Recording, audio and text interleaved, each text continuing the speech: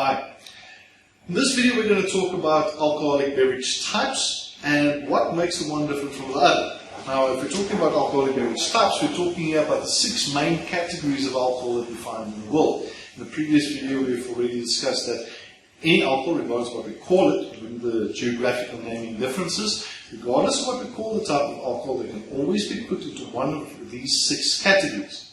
Now, the 6 categories are defined firstly based on the raw material that we're choosing to produce the alcohol from. Where is my sugar coming from? What is my sugar source? And secondly, by the methods employed to convert that alcohol into spirits, both fermentation, distillation, and spirit enhancement. Now, please note, the categories that we're using and the way we define products in those categories, those are based on a technical level, technical analysis, not common usage or people's opinion or anything like that. For instance, if you talk about moonshine, people ask what is moonshine, especially on social media, you find a lot of people jumping up to say that moonshine is any alcohol produced illegally at home, blah, blah, blah, blah, blah, blah, blah.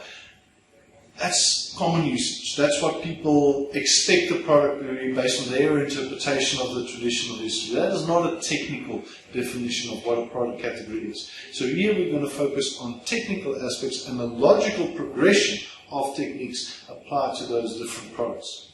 Now, here we can see all the different spirit classes, all 6 of them, based on the individual raw materials used to produce that spirit class. So, if we start off with grain, any grain, I take that grain and I mill the grain. The milling of the grain is done to expose the carbohydrates, to expose the starches inside the kernels for extraction purposes. Basically, we boil it. We make a porridge. Literally, we make a porridge. So we're boiling this grain to extract the starches, the thickening of the liquid, that is the starches and carbohydrates being extracted into the mash. Once we've extracted the starches, then we can use enzymes to do a starch conversion. Now these enzymes can be naturally occurring enzymes like the type we would find in malted barley or any other type of malt, or it can be concentrated enzymes, alpha amylase and glucoamylase enzymes for instance. Doesn't matter where the enzymes comes from, it's the same type of enzymes. What they do is they take a carbohydrate molecule, a big carbohydrate molecule, and they break it up into smaller compounds, what we call dextrins. Non-fermentable complex sugars. We then use a second enzyme, that would be the glucoamylase enzyme, to break these dextrins, these complex sugars down to glucose and fructose enzymes, are simple fermentable sugars. That's what we need in order to make a fermentation. So the entire starch conversion process is to turn my non-fermentable carbohydrate molecules into simple fermentable sugars. That's what we do with starch conversion. So, we take our grain, we do the starch conversion. Starch conversion gives us our fermentable sugars. To that we add yeast, and that ferments to a beer. Now when we're talking about beer in a distillation sense, we're not talking about a drinking beer. We're not talking about your Heineken or your Amstel or anything like that. We're talking about a distiller's beer. The basic process is very similar, but we don't use hops. We don't worry about combination. We don't worry about head or foaming properties. We don't leave residual sugars behind. It's not a beer that you're going to want to drink. That's not the way we make a distiller's beer. So a distiller's beer and a drinking beer, not the same thing. That does not mean, however, you cannot distill a drinking beer, as long as that drinking beer was made the traditional way. Mass-produced beers normally don't distill very well because it's a very chemical process, not as natural as a natural beer fermentation should be. Your yields in a normal drinking beer is also just very low. 4-5% in the fermentation, where distiller's beer we aim for 10 to 12% when working at a small scale, craft scale, or at a home or hobby distilling scale. So we take this beer and we distill that, and that distillate that comes out there, some people refer to new make spirit, but that distillate is what we call an unaged whiskey, or can be referred to as a moonshine. That unaged whiskey, that new make spirit, or that moonshine, if we put that in a barrel and it ages, that turns into whiskey. Or bourbon, or Irish whiskey, depends on where I am. A whole bunch of subcategories, but for the sake of this video, we're going to refer to all of them as whiskey. Now this barrel aging process, that's where the difference comes in between many countries. In South Africa, Ireland and Scotland, a whiskey is only considered to be a whiskey after it's spent 3 years inside a barrel, opposed to the USA, where bourbon only goes into a barrel for a minimum of 2 years. Can go longer, but not less than 2 years. But then you've got other categories of American whiskey, Tennessee whiskey, for instance, which has no barrel aging requirement. There is no legal requirement that it has to stay in a barrel for a certain period of time. Technically speaking, therefore, those products cannot be considered whiskey in South Africa because the product does not comply to South African legislation as to what constitutes a whiskey, i.e. 3 years in a barrel. Now, that is a legal definition that applies to commercial production. As a home distiller, there are no rules. You can use a small barrel, which gives you faster aging, because the smaller the barrel, the greater the surface area to volume ratio, and the faster the wooding process is, not the aging process. As I've mentioned in the previous video, maturation, aging, that is time. That is coupled to time. There's no way to speed that up. Certain complex molecules only form over time. No matter what you do, you cannot speed that up. Wooding, however, can be sped up through various techniques. Intense light aging, pressure aging, low pressure, high pressure aging, pressure fluctuation aging, musically matured spirits, something that I'll talk about in a future video. There's different techniques that you can use to speed up wooding, the extraction of flavor and color and aromas from the wood. But that is not the same as aging or maturation. That happens with time.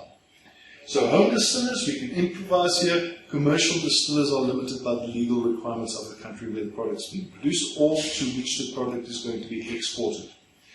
Fruit, any fruit. I take that fruit and I juice the fruit, and that fruit juice already contains the sugars that I need in order to make a successful fermentation. I then add yeast to that liquid, to that juice which contains sugars, and that ferments to a fruit wine. I take that fruit wine, I distill that fruit wine, that gives me an unaged fruit brandy or a mampoen in South Africa. Other countries might be called a Obstler, it might be called a Kirschwasser if cherries was used, it might be called a Slivovich if plums was used, but they all fall under the category of unaged fruit brandy. If I then take that unaged fruit brandy, I put it in a barrel, I age it, that gives me fruit brandy. However, this process, the aging of the spirit, in order to call it a brandy, is unique to South Africa, where it's only in South Africa. I might be wrong, I'm not aware of another country where there is a legal requirement for barrel aging on brandy. And please note, I'm not talking about cognac or specific products like that where there is a legal requirement, but in most countries, the barrel aging process on fruit brandy is not a legal requirement. It is an option, not a requirement. In most countries, you can take the unaged fruit brandy and already sell that as brandy and call it brandy on the label. In South Africa, that is not allowed. In South Africa, brandy must be aged for a minimum of 3 years. In addition, South Africa is one of the only countries where you have to make brandy from grapes. Other countries, you can use any fruit and call it brandy, but not in South Africa. South Africa, brandy must be made from grapes. Again, legal requirements as is specified in the National Liquor Products Act. If you look at the blue agave, which is not a cactus, by the way, a lot of people think tequila is made from a cactus. That is not true at all. Blue agave plant was always classified as part of the lily family, but it was recently reclassified, I think in June 2018, if I'm not mistaken. It was reclassified as part of the asparagus family. So tequila is made from asparagus. You've already learned something in this video. So, we take the blue agave plant and we strip the leaves off that plant. That leaves behind the husk, which we call the pina. Take a whole bunch of these pinas and you pack them in a big brick oven. Imagine a freestanding garage built out of bricks. You pack it full of these pinas and you make a fire on the inside. Close the doors and you leave it to bake inside that oven. Now this baking process depends on the technique employed by the specific distillery. It can take anything from 6 to 8 days at temperatures varying from 65 to 85 degrees. But it's kept in this oven and it keeps on baking and baking and baking. What happens in here is that the heat turns the meat of the pina into a sugary syrup. Not to go into too much technical detail, but it's inulin conversion that happens inside these pinas. Turns it into a sweet sugary syrup. At the same time as well, these pinas are infusing with the smoke and the flavors from this wood fire that's burning inside there. At the end of the baking process, you open the doors, you kill the fire, let it cool down for 2 days, and now comes the tricky part, getting that syrup out of that pina. Now traditionally this is done with a big stone wheel called a tanoa. It's turned round and round by donkeys or oxen and just squeezes all the juice out of this fibrous pinas that's left behind. Modern times, we now have equipment that takes care of that, juicers and presses and shredders and all kinds of equipment that you can use to extract these juices from the pina. But it is the most difficult part. Our own equipment here at Distillique, when we processed pinas here a while ago for a tequila class, the only piece of equipment we had that could make a dent in that pina was a 65-ton hydraulic press. It is very, very specialized equipment that's used to actually process pinas. So it is the most difficult part in the process. Once you've got that juice, however, it's relatively easy. You add yeast to it. Traditionally a beer yeast would be used, and that ferments to what we refer to as a pulp. You take the pulp, you distill that pulp, you get tequila, specifically what we would call tequila gold or tequila blanco.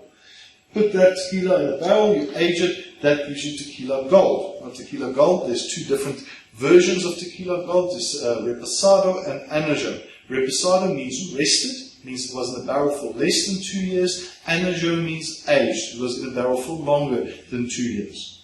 Now, if you do this exact same process, but you don't use the blue agave plant, you use the normal agave plant, which is any other cultivar. Blue agave is a cultivar of agave, so if you use any other cultivar of agave except the blue agave, then you don't make tequila. Then you've made mezcal. The process is exactly the same. It's what was the raw material used. Did you use blue agave or did you use another type of agave? Now, both tequila and mezcal, both names, is internationally protected or geographically protected. If it's not made, not just in Mexico, but only in certain states in Mexico. If it's not made there, you cannot call it tequila and you cannot call it mezcal. So if we make the product here in South Africa, or if we make it in Australia, or New Zealand, or wherever else in the world, then we cannot call it tequila or mezcal. We have to call it agave spirit or blue agave spirit. Those would be the correct naming conventions to use. Now the challenge we have with tequila is that most people don't know what a proper tequila tastes like. In South Africa, for instance, tequila is popular as a shooter in pubs and clubs and so forth, but South Africans don't actually know tequila. They know, without naming names, but they know big brands. They know mass-produced tequilas. The problem comes in that mass-produced tequila is not made the traditional way. The traditional way of roasting the pinas in a big brick oven and so forth, it's a very labor-intensive process. It takes a long time, 6 days to roast, 2 days to cool down. It is a very difficult way, an expensive way to make tequila. So mass-produced products use either chemical diffusion or the autoclave process to process the pinas. The autoclave is a big horizontal pressure cooker where the pinas are baked under high pressure, high temperatures using steam, and it's processed in 2 to 3 days. Chemical diffusion, they bathe the pinas in sulfuric acid and they process it in between 6 and 8 hours. Now the problem of both the autoclave system and the chemical diffusion process is that you do not get the flavor benefit of the roasting process. The infusion of the smoke, the caramelization of sugars, none of this happens in the modern day sped up processes, which means the product that comes from that raw material does not taste the way it should taste. A true tequila is a sipping drink. It's something you savor, you drink neat on maybe a block of ice. You drink it like you would a fine cognac or a single malt whiskey. It's not something you down as a shot and you have to suck on a lemon to get the taste out of your mouth. That is not how tequila should be drunk. But that is how most people consume tequila because they don't know proper tequila. So it comes down to educating the consumer, letting them know and understand what is a proper tequila or agave spirit or blue agave spirit, regardless of what you call it. But how does it actually taste? How should it be consumed? That education part is extremely important if you actually want to make proper tequila. Same applies to rum. Now, rum is a very popular spirit category amongst craft distillers at the moment, in South Africa and internationally. Internationally, rum is the fastest growing spirit category. In America, whiskey is still king because they don't have the aging requirement. Craft distillers in America could start with whiskey. Can't be done in South Africa. You cannot start with a product as your primary product line, but you have to wait for 3 years before you can sell the first bottle. How are you going to cover your costs for those first 3 years? So in South Africa, a lot of craft distillers started off with gin and vodka production while the whiskey was aging. The gin and vodka is just a way to pay the bills until the whiskey is ready. But in the USA, because certain whiskey categories in the USA does not require barrel aging or fixed term of barrel aging, they could produce whiskey from the get-go and start as a craft whiskey distillery. Not possible in South Africa. So, in America, craft whiskey is still the biggest craft spirit category. Internationally, the biggest craft spirit category is gin. But in both the rest of the world and in the USA, and especially in South Africa, craft rum is the fastest growing spirit category or craft spirit category. Now, it's popular in South Africa for three main reasons. This now, especially if we look at molasses-based rum. And no, not all rum is made from molasses. There's a misconception that we're going to explain just now. So, molasses, if that's my raw material, molasses is relatively cheap. Currently the price is a bit high because the sugar harvest hasn't been great over the last couple of years. So it used to be about 3 Rand a kg. Now it's up to about 6 Rand, 6 Rand 50 a kg. But considering I can make almost 2 bottles of rum off 1 kg of molasses, that's 3 Rand 25 for a bottle of rum. I'm fine paying 3 Rand 25 for a bottle of rum. No issues with that. It's a cheap raw material. That's the first reason molasses is a popular, or rum is a popular category, and molasses is a popular raw material. The second reason molasses is popular, it has too much sugar. Now, how can something have too much sugar? The more sugar, the better, right? In previous videos, we've discussed that if to make alcohol, you need sugar, and the more sugar you have, the more alcohol you get. So, how can it be a bad thing that molasses has too much sugar? It's true to a point that the more sugar, the better. You need to be aware of 2 types of tolerances that yeast has. The first type of tolerance is the sugar tolerance, and the second type of tolerance is the alcohol tolerance. Now, the sugar tolerance, more accurately referred to as the Brix tolerance, is the level of dissolved solids a yeast can handle before it dies. Now, sugar is a preservative. We all know this. But why is sugar a preservative? If you take a sugar pot, and you live by the coast or in a very humid area, and you leave that sugar pot open, what happens to it? It starts to clump, right? Makes little crystals and clumps together, gets hard. And the reason for that, the sugar is hygroscopic, pulls water towards it. So the more sugar I have inside the fermentation or inside the solution, the more hygroscopic it becomes, the greater my osmotic stress becomes inside that solution or inside that fermentation. And once that level gets too high, it would literally pull water out of the yeast cell, desiccating the yeast cell, drying it up, and the yeast dies. That is the Brix tolerance. And what level of dissolved solids, be that sugar or other dissolved solids, what level of dissolved solids can the yeast handle before it actually dies? That's the one type of tolerance, the Brix tolerance, or less accurately referred to as the sugar tolerance. The other type of tolerance is the alcohol tolerance. Yeast will convert sugar to ethanol. Yeast will ferment until it poisons itself with the alcohol that it's produced.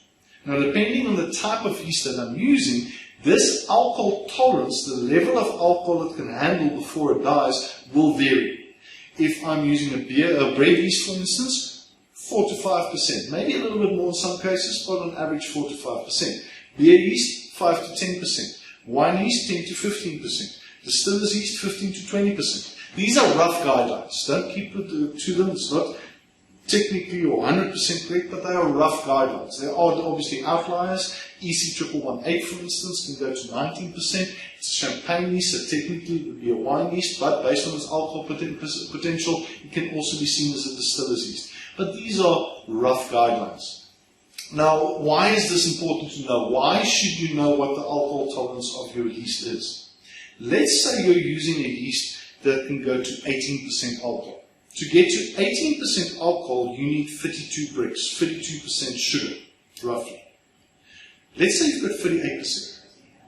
Okay? You're below the sugar tolerance, you're below the Brix tolerance, because if you're using a distiller's yeast, your Brix tolerance is normally 40 to 45 Brix. The yeast can handle 40 to 45 Brix before it will die. So I'm below 40, I'm fine, my yeast will ferment. I'm at 38. So my yeast ferments. It starts to ferment, it converts the sugar to ethanol and carbon dioxide, it's making ethanol, and will continue to do that until my ethanol concentration inside my fermentation reaches 18%, reaches the alcohol tolerance of my yeast, and then my yeast is going to die. Now to get there, to get to that 18%, it used up 32 Brix, 32% sugar. But I had 38. What happened to the last 6%? Nothing. It stayed behind.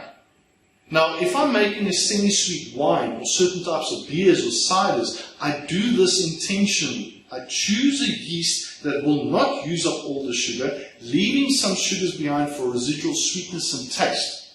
Because I'm not allowed to add sugar afterwards, I can only use my natural sugars. But in a distillation fermentation, that makes no sense. Because that sweetness, that residual sweetness for flavor, does not transfer through the distillation process. All you've done is you've wasted sugar. By wasting sugar, you've wasted, not only wasted the money that the sugar cost you, but you've also wasted potential alcohol. It's bad enough that you're wasting sugar and money, but now you're wasting alcohol as well. That's not allowed to happen in the distillery. We do not waste. So if I've got more sugar than what my yeast needs in order to reach its maximum alcohol tolerance, I need to dilute it. I need to add water to dilute the sugar level down to the amount of sugar that the yeast needs in order to reach its maximum alcohol potential. Now in the case of molasses, I'm dealing with 80 Brix, 80% sugar in the case of Treacle 1, or very pure molasses, 80% sugar. I can dilute by more than half and still have more sugar than what my yeast will need. And considering that the traditional way to make molasses used to use a red wine yeast that can go to 15%, I can dilute that molasses a lot in order to get the amount of sugar that I need in my fermentation in order to get the alcohol that I want for the yeast that I'm using. So, again, saving money on the molasses. Not only is the raw material cheap, but because it has too much sugar, I only need a little bit of molasses to make, relatively speaking, large fermentation. The last reason molasses is a popular raw material, or rum is a popular category, especially in South Africa, is legislation. There is none. South African rum legislation, summed up, is basically 3 sentences, opposed to brandy legislation, which is about 2 pages of legislation. Now the rum legislation, please note this is not verbatim, this is just a summary of the legislation, but basically rum legislation in South Africa states the following.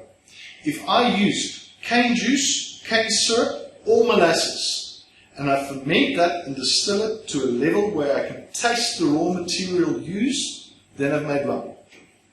If I use cane juice, cane syrup, or molasses, I ferment that raw material and I distill it to a level where I cannot taste the raw material, in other words, I turn it into vodka, then I've made cane. And it must be at a minimum of 43% in the bottle. That's it. That's the total rum legislation for South Africa summed up. Please note the difference between cane and rum. It is not like most people believe that cane is made from cane syrup or rum is made from molasses. That is not the difference between the 2 products. The difference is, can you taste the raw material or can you cannot taste the raw material? That is the difference between the 2 product categories. Also note, no barrel aging requirement. We are allowed to barrel age rum in South Africa. We are allowed to add wood to rum in South Africa, but the law does not tell us how. It does not tell us how long it must stay in the barrel, how big the barrel must be, the type of wood to use in the barrel. Hell, we don't even need to use a barrel. We can use wood chips in a stainless steel tank. That's completely acceptable. That's completely legal. We can take a barrel apart, make a spar matrix, lower that into a stainless steel tank. It's completely acceptable. There are many, many different ways in which we can add woodiness to a rum, and it is legal. Not techniques we can use for brandy and whiskey, however, but for rum, we can do it, and it is still legal. The challenge with rum in South Africa, however, specifically in South Africa, but in many other countries as well, is that consumers don't really know rum. They don't understand what the category is about and what the product is about. In South Africa, rum has been pigeonholed that only certain people drink rum. Normally fishermen, bikers, traffic cops, and miners. That's your 4 categories of rum drinkers in South Africa, traditionally speaking. Nothing could be further from the truth. A true rum is an extremely cultured drink. It's a drink with a lot of history, a lot of tradition. It's a drink that must be savoured. You drink it neat, maybe a block of ice. It's not something that you pour Coke into. That's not how rums should be drunk. But the rums that we're used to in South Africa, the mass-produced rums, those products they're not rum. They don't epitomize what a rum should be. They don't reflect the true characteristics of a rum. A true rum is not really supposed to foam. The reason why some of these products foam when you add Coke is because of this. This is what we call spirit caramel. This is a colorant added in to make rum appear dark. Not just rum, this is used in brandies and whiskies as well. It's an artificial additive called spirit caramel. It's the same as putting a teaspoon of sugar in a glass of Coke to make it go flat. This is why the rum foams. It's got nothing to do with quality of rum. South African rum drinkers have been so brainwashed that if the rum does not foam, they don't think it's a proper rum. That's how brainwashed they've become. But a true rum, a true craft rum, made the right way, from molasses that's been inside a barrel, it's a beautiful product. You wouldn't want to add Coke in there. It's something that you enjoy and that you sit and drink neat. And once again, as with tequila, education of the consumer becomes very important here. To have them appreciate the product and drink the product the right way. So, we take the molasses, we dilute it down by adding water, we add yeast to that fermentation, that we call it a sugar fermentation, we distill that, that gives us an unaged rum or a white rum. We take that white rum, we put it in a barrel, we age it, we get gold rum. If I want to make a spiced rum, I use infusion techniques, the same infusion techniques that we'll be teaching you in our gin course videos. You use those infusion techniques to add flavors into that spiced rum. This can be done for either direct infusion, indirect infusion, or steam infusion, if we're doing it the natural way. Most spiced rums, however, are made through the addition of artificial additives. Now, please note that spiced rum in South Africa is illegal. We're not allowed to add flavors and aromas into spiced rum in South Africa. You might say, hang on, I bought a spiced rum the other day. Did you? Did you really? You need to read your labels. There is no such thing as spiced rum in South Africa, at least not legal spiced rum. Products that are sold as spiced rums are normally spirit aperitifs. And you need to note the wording on the labels very carefully. Rum can be used in a descriptive sentence, traditional Caribbean rum infused with spices, but it may not be used as a name. Therefore, you might find other naming alternatives on the labels not saying spiced rum, saying something different. And if you look carefully at the label, you'll see the spirit category on the label says spirit aperitif, not spiced rum or not rum. So please note that spiced rum currently in South Africa is still illegal.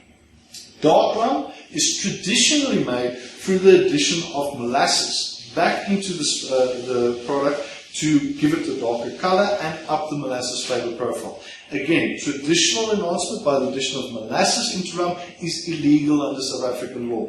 Table 6 of the National Liquor Products Act is a list of substances that may be added to spirits. Molasses does not appear in Table 6, therefore we are not allowed to add molasses back into the spirit afterwards. So the only way you can legally make dark rum in South Africa is through the use of spirit caramel. But that is not the traditional way to do it, and it does not give you the flavor benefit of making dark rum through the addition of molasses. Now, this is molasses-based rum. The other alternative, as I mentioned earlier, is to make rum not from molasses, but from sugarcane juice. Now, this is a complete different category of rum, and one that most South Africans, are not familiar with at all. This would be traditionally called part of the French style of rums, what we call rhum agricole. The French has two categories, rhum agricole, rhum industriel. Rum Agricole, agricultural rum, is made from sugarcane juice. Rum industrial rum, made from molasses. Now, these two different categories of rum taste completely different. The Agricole rum, made from cane juice, that is the one that you would find in Seychelles and Mauritius, Haiti, Guadeloupe, and so forth. That is our Agricole rums, made from cane juice, opposed to the rums that we're more familiar with, which has the molasses flavor profile. Now, when you drink an Agricole, you immediately pick up that green, grassy notes. You can smell the sugar cane, you can smell the grass. People coming from areas surrounded by sugarcane fields like the KwaZulu-Natal area in South Africa, you would really pick up and immediately recognize that cane smell in the product. It's a very subtle smell, so there we don't go dark. There we don't make dark rums. You can do a gold rum, but just to the level where the wood would add character, not overpower the character of that green grassy notes from the sugarcane. That's what you want in an Agricole. It's a very popular rum category these days with new cocktails coming out, also very popular amongst female and younger consumers because it doesn't have this dark, heavy taste profile of the molasses-based rum. So a definitely more exciting category that South African consumers up to now has been completely unaware of unless they've been traveling quite a bit to some of these island nations or to France. Potatoes used to make vodka, but a lot of people believe that you can only make vodka from potatoes. That is incorrect. Vodka can be made from any raw material. 90% plus of the vodkas in the world is made from grain. That is the most common raw material used to make vodka, not potatoes. Potatoes was used in Poland and in the south of Russia. The rest of Russia actually used sugar beet and not potatoes so much. Now, potatoes is not a favorite of mine to use as a raw material, purely because it's awful raw material. If you have to buy it in, it's expensive. So unless you're a potato farmer, it doesn't really make sense to use the potatoes. It's also a very difficult raw material because firstly, you're not dealing with sugar. You, again, as with grain, you're dealing with starches and carbohydrates. So you have to apply a starch conversion process to the potatoes. You can't use it as is. Secondly, and you've probably seen this, when you peel a whole bunch of potatoes, it oxidizes very quickly. It goes brown, starts to stink. It doesn't work that nice. Now, the traditional way to work with potatoes is to mince the potatoes. Now you can imagine what happens when potato mince starts to oxidize. It's an awful mess. It stinks. It's not a very nice raw material to work with. The other drawback of potato mince is for the volume you've got, you don't get a lot of alcohol out of it. About 5 to 6% alcohol, potential alcohol in the fermentation. That's what you're looking at, which is okay for big mass production. I mean, for them it's a volume game. The more they push through, the more they make. But on a craft level, or at a hobby distilling level, home distilling level, we need to get as much product out of every single batch as we can. So we always aim for the highest possible alcohol percentage in every single fermentation. So 5-6% doesn't do it for us. So we need to get that alcohol percentage higher. The methodology we've created for clients that do work with potatoes is not to work with potato mince, but to work with potato juice. But now you're working with potato juice. You want to see something that oxidizes quickly? Potato juice. It gets sticky, it dries out, it stinks to high heaven, it goes black within a very short space of time. It's an absolutely awful raw material to work with. The other thing that happens is when you then heat up that potato juice in order to do the starch conversion, at relatively low temperatures, 65 to 70 degrees already, it gets so thick that you can't stir it anymore, and then you run the risk of this mash actually burning. What we then do is we add some alpha amylase enzymes in there to do what we call liquefaction, something we'll discuss in a future video when we do look at starch conversion in more detail. But you have to liquefy that mash in order to heat it up to the striking temperatures you need for proper starch conversion and maximum yield during the starch conversion process. So it's not a very nice raw material to work with. The other challenge that we have with potatoes, and this also applies to any other raw material that grows underneath the ground, sugar beets, cassava, carrots, beetroot, you name it. Anything that grows underneath the ground, when you use that to make a fermentation, it tastes absolutely horrendous. Both in a fermented and in a distilled form, the product tastes awful. The only way to make that product drinkable is to distill out all the flavor. That's the only way to make it drinkable. Distill it at a very high percentage alcohol, because the higher the percentage alcohol, the lower the flavor profile. That is why vodka is neutral. It's not like somebody woke up one day and said, you know what, let's make an alcohol that tastes like nothing. How would that make any sense? The reason why vodka has a neutral flavor profile is it was the only way to make the product drinkable was to distill out all the flavor, because of the raw material used initially. Because of the sugar beet, because of the potatoes, it didn't taste good. They had to distill out all the flavor. Now, prior to 1830, when Andreas Kofi designed the first adjustable reflux column and fractionating reflux column stills, we'll talk about that in the future video, we didn't have the technology to get to that high percentage alcohol. The only thing we could do is do multiple distillations through a normal alembic still, running it through again and again and again. Hence we get to 5 times distilled, 6 times distilled, 7 times distilled products. Run it through the still multiple times. And this was mostly done through conical whiskey stills, which at that point in time, because of the reflux of those type of stills, gave you the highest purity.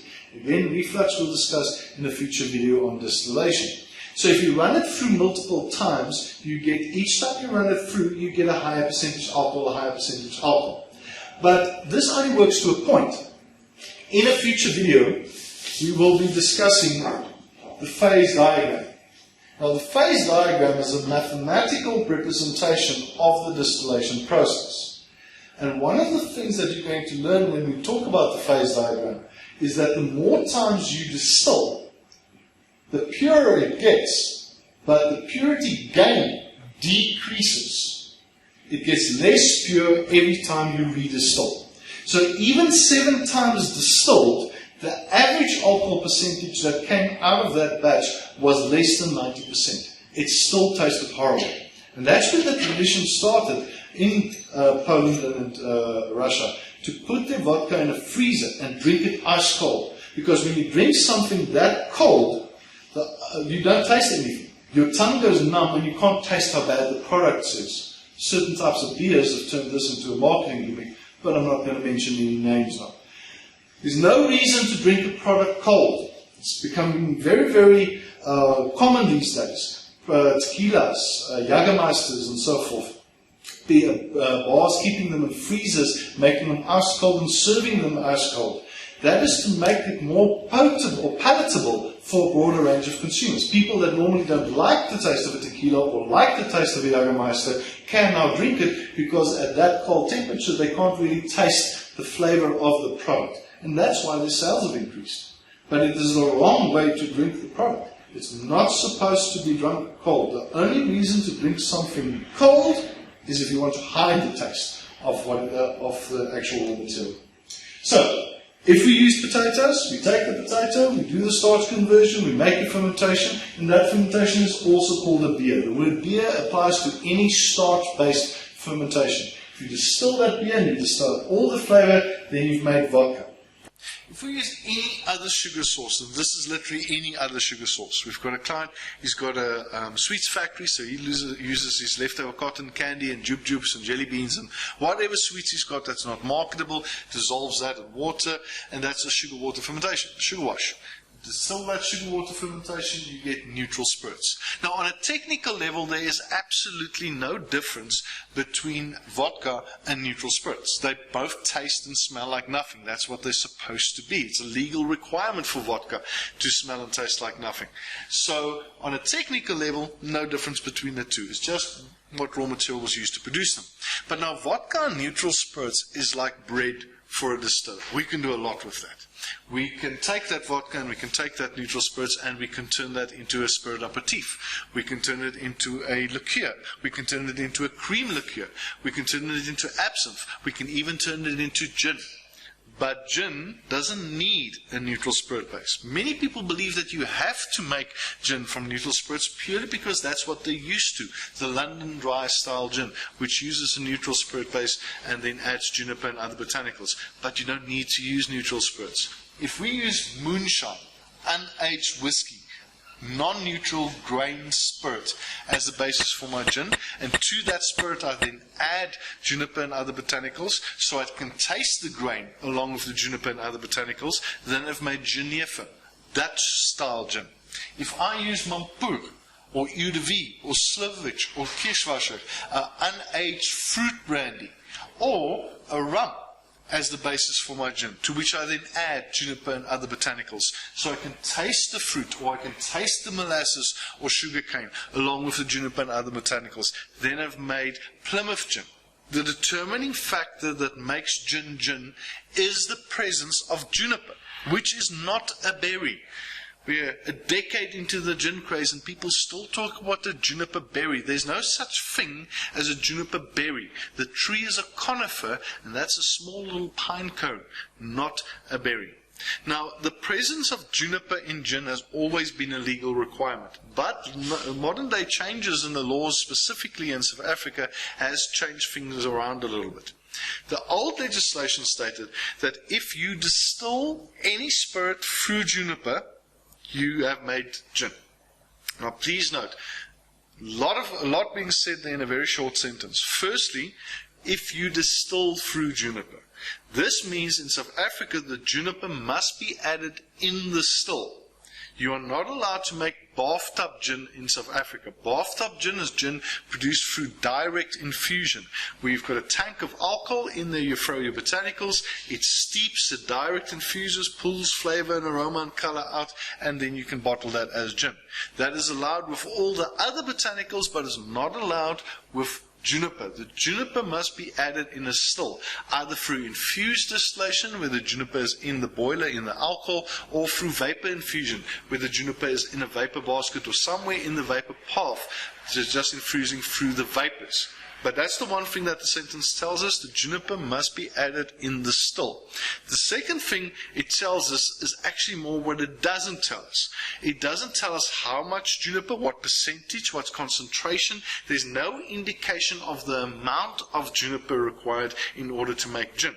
So African law never required detectable juniper to be a requirement for a product to be gin. That's why we have gins on the market, locally made gins, most predominantly, where we can't smell or taste the juniper in it. We can only smell or taste the other botanicals that's present in the gin. And they were legal. I say were because this law changed in March 2019.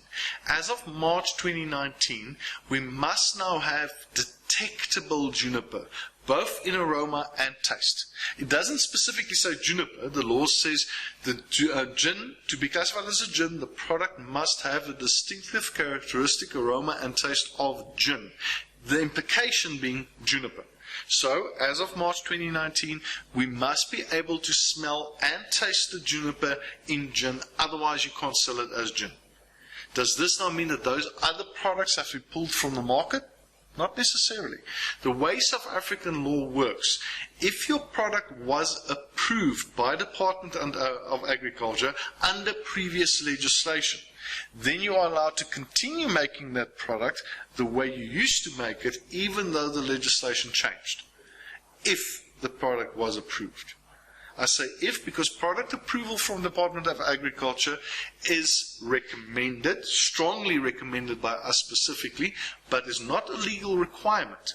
The law says you must be compliant to the law, but does not force submission to the Department of Agriculture for product approval. Now, we recommend that you do that, specifically for peace of mind. So that if the law changes, you do not have any problems, you can continue making your product, and also so that somebody cannot target you because of a mistake you made, maybe on your label, a print size, font size, wording or something like that. You cannot be targeted. So it's highly, highly recommended that you must submit your product for approval to the Department of Agriculture. And in the case of gin, that means you will need to have detectable juniper, both in aroma and taste.